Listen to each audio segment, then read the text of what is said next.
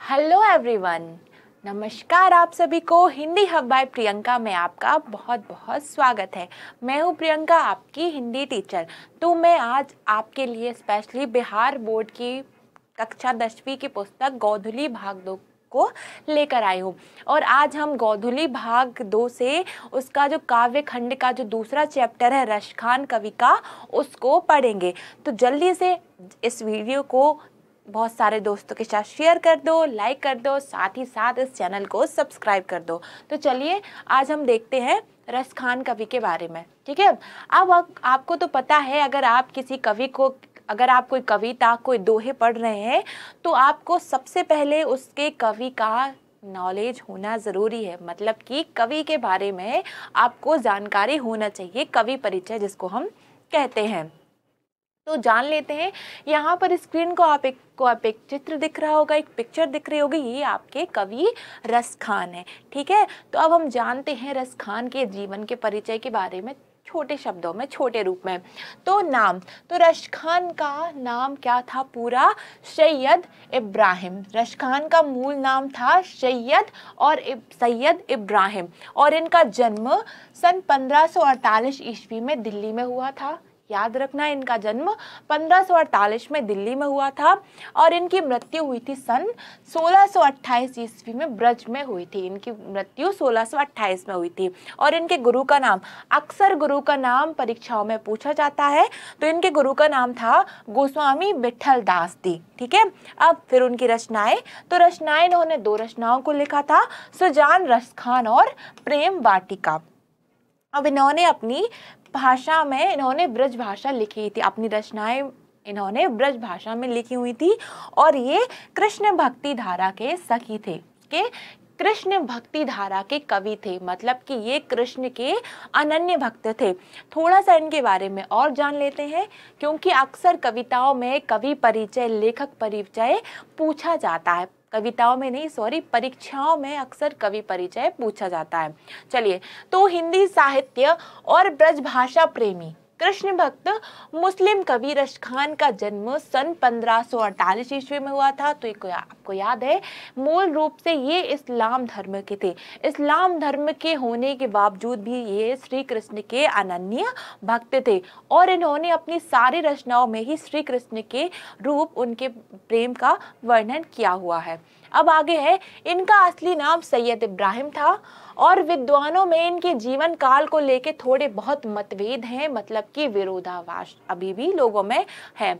रसखान द्वारा रचित ग्रंथ प्रेम वाटिका, तो रसखान ने एक ग्रंथ को लिखा हुआ था, उसकी रचना की थी जिसका नाम था प्रेम वाटिका। तो उससे प्राप्त संकेतानुसार इनका जन्म दिल्ली राजवंश में हुआ था। तो उन्होंने प्रेम वाटिका में जिस तरीके से जो वर्णन किया है, जो उल्लेख किया है, तो उससे ये प्रमाण मिलते हैं कि इनका जन्म दिल्ली के राजवंश में हुआ था। अब रसखान कृष्ण भक्त थे। इन्होंने अपना सारा जीवन गोकुल की गलियों में भजन कीर्तन में उतार दिया। तो आप सभी जानते हैं कि श्री कृष्ण जी कहाँ रहते थे? वो गोकुल में रहते थे। तो उनके जो अनन्य भक्त थे कवि रसखान, तो उन्होंने अपना पूरा जीवन कृष्ण भक्ति में ही समर्पित कर दिया। और किस तरीके से उन्होंने पूरा जीवन गोकुल की गलियों में ही भजन कीर्तन करते हुए बिता दिया। अब इनकी प्रमुख रचनाएं सुजान रसखान और प्रेम वाटिका इनके द्वारा लिखा गया ग्रंथ है, जो कि बहुत ज्यादा प्रसिद्ध है। चलिए, तो अब हम जानते हैं कि इस रसखान ने अपने दोहों में किसका वर्णन किया है, अर्थात किसका प्रसंग किया है, या क्या दोहों में क्या बताया है। तो अगर आप कविताएं लिख रहे हैं, आपकी परीक्षाओं में पूछा जा रहा है कि इन 4 पंक्तियों को आशय स्पष्ट कीजिए। अगर इस तरीके का प्रश्न आता है तो आपको हमेशा उस कविता का संदर्भ, उस कविता का उसका प्रसंग लिखना जरूरी है। संदर्भ मतलब कि यह कविता कहाँ से ली गई है। तो यह कविता आपको लिखना है कि यह कविता कक्षा 10 की पाठ्य पुस्तक गोधुली भाग 2 के काव्य खंड के दूसरे चैप्टर से ली गई है, जिसका लेखक, जिसके रचयिता कवि रसखान है। अब आते हैं इसके प्रसंग पर। तो यह इस कविता में कवि ने कृष्ण के प्रति, प्रभु श्री कृष्ण के प्रति अपनी अनन्य भक्ति का वर्णन किया हुआ है। चलिए तो अब हम जल्दी से इस कविता का भावार्थ जान लेते हैं, क्योंकि अगर आप भावार्थ समझ लेंगे तो परीक्षाओं में आपसे इन्हीं भावार्थ से संबंधित प्रश्नों को पूछा जाएगा, इसीलिए ध्यान से इस वीडियो को देखना। ठीक है बच्चों, अब है आपका प्रेम आईनी श्री राधिका, ये रसखान जी के द्वारा रचित है। सबसे पहले हम इस पूरे दोहे को पढ़ लेते हैं। दोहा है, प्रेम आईनी श्री राधिका, प्रेम बरन नंद नंद, प्रेम बाटिका के दो माली मालिन इंद्र, मोहन छवि रस खानी, मोहन छवि रस खानी, लखी अब द्रग अपने नाहे। फिर है, अंचे आवत धनुष से छूटे सर से जाहे, मो मन मानिक ले गयो चिते चोर नंद नंद, अब वे मन में का करूं परी फेर के फन। फिर लास्ट दो लाइन है, प्रीतम नंद किशोर जा दिन ते नैननी लग्यो, मन पावन चित चोर पलक ओट नहीं करी सको। चलिए तो इसका हम भावार्थ जानेंगे, क्योंकि भावार्थ को समझ के ही हम इसके प्रश्नों को उत्तर दे पाएंगे। तो इसका है, प्रेम आईनी श्री राधिका, प्रेम वरन रंदंद। तो आईनी, आईनी का मतलब यहाँ पर है खजाना। तो यहाँ पर कवि रसखान ने राधिका को, मतलब कि राधा रानी को प्रेम का खजाना कहा हुआ है। तो कवि रसखान कहते हैं कि जो राधा रानी है वह प्रेम का खजाना है। और प्रेम वरन, वरन का मतलब है वर्ण, जिसको हम रंग कहते हैं। वर्ण मतलब कि रंग। और जो कान्हा जी हैं, जो कृष्ण है, वो स्वयं प्रेम के रंग में डूबे हुए हैं। अर्थात उनका कहना है कि जो राधा है वह स्वयं प्रेम का एक खजाना है, और जो कृष्ण है वह उनके प्रेम में रंगे हुए हैं। फिर लिखा है, प्रेम वाटिका के दो माली मलिन इंद्र। और वो कहते हैं कि ऐसा प्रतीत हो रहा है कि जो प्रेम वाटिका है वो उसके माली और मालिन है, अर्थात प्रेम वाटिका के नायक और नायिका श्री कृष्ण और राधा हैं। मोहन छवि रस खानी, लखी अब मृग अपने नाहि। मृग का मतलब है नयन, नेत्र, जिसको हम कहते हैं आंखें। तो वो कह रहे हैं कि जब से मोहन, श्री कृष्ण को कई नामों से जाना जाता है, तो मोहन उनका ही दूसरा नाम है। तो वो कह रहे हैं कि जब से कवि रसखान ने श्री कृष्ण को उनकी दर्शन किए हैं, जब से उन्होंने अपनी आंखों से श्री कृष्ण के दर्शन किए हैं, तब से उनका मन अपने वश में नहीं है।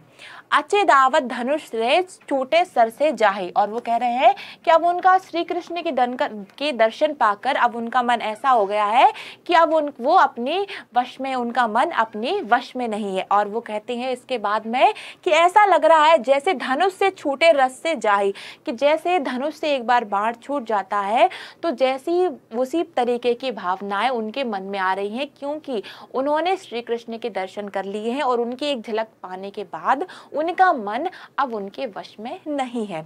मो मनिक मानिक ले गयो चिते चोर नंद नंद। फिर वो कहते हैं मो मन मानिक, मानिक के एक रत्न होता है, ठीक है। तो उसमें कहा गया है कि मोमन मानिक ले गए चित्ते चोर नंदन। चित्त चोर यहाँ पर श्री कृष्ण को कहा जाता है, ठीक है। तो वो कह रहे हैं कि मेरे मन रूपी मानिक्य को जो कृष्ण जी हैं वो चुरा ले गए, मेरे मन को कृष्ण जी चुरा ले गए, अर्थात मेरा मन अब मेरे वश में नहीं है। अब मैं मन में का करूं परी फेर के फंद। अब मैं बेमन होके मैं अब क्या करूं इस जीवन में, क्योंकि मैं तो राधा कृष्ण के मोह में, राधा कृष्ण के प्रेम में फंस गया हूं। प्रीतम नंद के सोर जातिन ते नैनन लाग्यो, मन पावन चित चोर पलक ओट नहीं कर आक सको।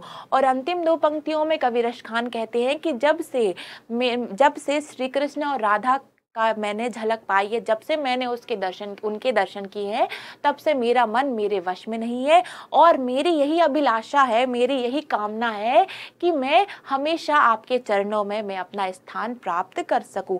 अर्थात इस पूरे दोहे में जो रसखान है, रसखान कहते हैं कि जो राधा है वो प्रेम का खजाना है और श्री कृष्ण प्रेम के रंग में रंगे हुए, श्री कृष्ण राधा के प्रेम के रंग में रंगे हुए हैं। और ऐसा लग रहा है कि जैसे वो वो दोनों प्रेम वाटिका के नायक और नायिका हैं। फिर कहा है कि जब से कवि रश खान ने श्री कृष्ण के दर्शन प्राप्त हुए हैं तब से उनका मन अपने वश में नहीं है और अब वो उनकी यह अभिलाषा है, यह कामना, यह इच्छा है कि वो अब हमेशा श्री कृष्ण के चरणों में ही रहना चाहते हैं।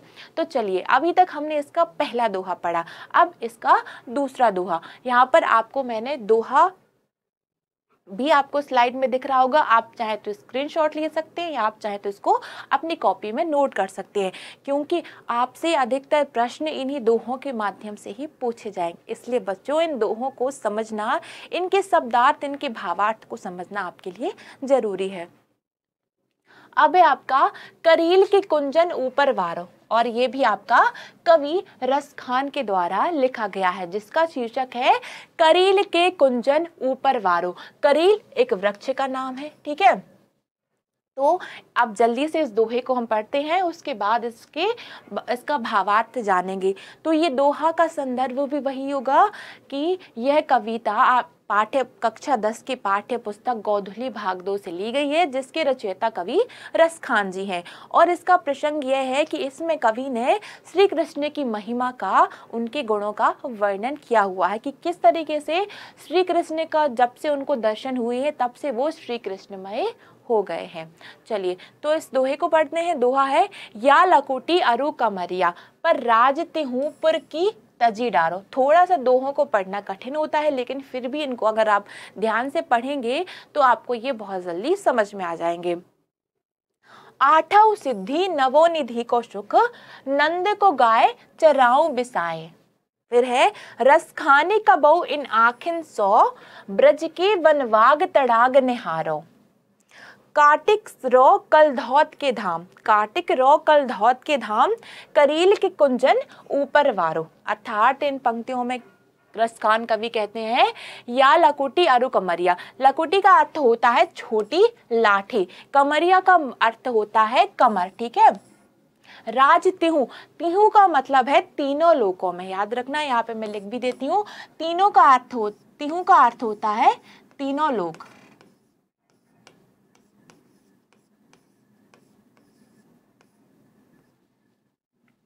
तो इस पंक्ति में कवि रस खान कहते हैं कि मैं श्री कृष्ण को जब से श्री कृष्ण के दर्शन उनको प्राप्त हुए हैं तब से वो कैसे हो गए हैं, वो श्री कृष्णमयी हो गए हैं, उनकी भक्ति में पूरी तरीके से डूब गए हैं। तो वो ये कह रहे हैं कि उनकी छोटी सी लाठी और उनकी कमरिया का अर्थ यहाँ पर कंबल है, कमरिया का अर्थ यहाँ पर कंबल। तो यहाँ का इस पर उन्होंने कहा है कि किस तरीके से मैं अपने आठों सिद्धि नवों निधि के जितने भी सुख हैं और तीनों लोकों के जितने भी सुख हैं, मैं वो सारे श्री कृष्ण पर वारा जाऊं, मतलब मैं अपने सारे सुख उन पर न्यौछावर कर दूं। और कहा है, आठों सिद्धि नवों निधि के जो सुख हैं उनसे सबसे बड़ा सुख है कि मैं गोकुल में जाके श्री कृष्ण की गाय को चराऊं। फिर कहा है उन्होंने, रस खाने का बहु इन आंखों से ब्रज के वनवाग तड़ाग निहारो। और रस खान कवि अपनी इन आंखों से ब्रज के वनवाग मतलब उनके वन वृक्ष, तड़ाब का मतलब होता है तालाब, जिसका पर्यायवाची शब्द है जलाशय। याद रखना, पर्यायवाची शब्द भी पूछे जाते हैं। तो तड़ाग का अर्थ होता है तालाब, जिसको जलाशय कहते हैं। तो रस खान कवि कह रहे हैं कि व्रज के, गोकुल के वन उपवन मेरी आंखों में बस गए हैं और मैं दिन रात वहां के बगीचों को, वहां के तालाब को निहारता रहता हूँ, देखता रहता हूँ। काटिक रो कलधौत के धाम, करील के कुंजन ऊपर वारो। और ये कलधौत और करील ये वृक्ष हैं। तो उन्होंने कहा है कि मैं इस गोकुल में आकर इसकी प्रकृति में, इसकी खूबसूरती में इतना खो गया हूँ कि मैं यहाँ पर इस पर सारे महलों के सुख को भी त्याग सकता हूँ। अर्थात मैं श्री कृष्ण में इतना डूब गया हूँ कि मैं इसमें आठों सिद्धि और नवों निधि के जितने सुख होते हैं वो मैं त्याग कर सकता हूँ, और मैं आठों मतलब बहुत सारे महलों का सुख भी मैं श्री कृष्ण की इन गलियों में रहकर मैं वैसे ही सुख का अनुभव कर रहा हूँ। और मेरी यह इच्छा है कि मैं हमेशा हमेशा श्री कृष्ण के नज़दीक रहूं और उनके ही गोकुल में उनकी रासलीलाओं को, उनकी लीलाओं को मैं देख सकूं। अर्थात जो रसखान कवि हैं वो चाहते हैं कि वो हमेशा गोकुल में रहकर श्री कृष्ण के समीप रहकर उनकी भक्ति करें, उनकी पूजा करें। और उन्होंने कहा है कि मैं इसके लिए मैं अपने सारे सुखों को त्यागने के लिए तैयार हूँ। मैं अपने सारे सुख, सारे महलों के सुख आप पर, आपकी भक्ति पर न्यौछावर करता हूँ। चलिए, तो ये था इसका भावार्थ। इसमें आप देख रहे हैं उन्होंने कहा है छोटी लाठी कंबल पर उन्होंने तीनों लोकों का राज त्याग दिए हैं और फिर आठों सिद्धि और नवों निधि के सुख को भी उन्होंने नंद के जो गाय चराने के पीछे वो सब कुछ भूल गए हैं। वो श्री कृष्ण में इतना लीन हो गए उनकी भक्ति में कि वो सारे सुखों को भूल गए हैं। उस श्री कृष्ण को देखने के लिए आंखें बहुत दिनों से ब्रज के उपवनों को और तालाब को निहार रही हैं। ठीक है, तो उन्होंने कहा है कि वो श्री कृष्ण के दर्शन के लिए बहुत दिनों से बैठे हुए हैं और लगातार वहां के वन, उपवन और तालाब को निहार रहे हैं। उनके दर्शन हेतु इंद्र के करोड़ों स्वर्ग को प्रेम वाटिका स्वरूप भगवान श्री कृष्ण के ऊपर बलिदान कर दूं। ऐसा वो कह रहे हैं कि मैं उनके दर्शन के लिए इंद्र के सिंहासन को भी मैं बलिदान कर दूं। ऐसी मेरी अभिलाषा है, ऐसी मेरी इच्छा। अभिलाषा का अर्थ होता है इच्छा होना, कामना होना। तो इस पूरे दोहे में रसखान कवि ने श्री कृष्ण की महिमा का और उनके प्रति अपनी अनन्य भक्ति का वर्णन किया हुआ है। तो चलिए, अब आप लोगों को इस वीडियो को बहुत अच्छे से देखना है। अगर एक बार में समझ नहीं आ रहा है तो इस वीडियो को 2 बार देखें, लेकिन आपको देखना जरूर है क्योंकि यही क्वेश्चंस आपके परीक्षाओं में इसी तरीके के प्रश्न आते हैं। पूछ लिया जाए कि रसखान कवि क्या न्यौछावर करना चाहते हैं श्री कृष्ण पर, तो आपको बताना है कि वो तीनों लोकों का राज, आठों सिद्धि और नवों निधियों के सुख को न्यौछावर कर रहे हैं और साथ वो इंद्र के राजा इंद्र के करोड़ों के स्वर्ग के सिंहासन को भी न्यौछावर कर रहे हैं।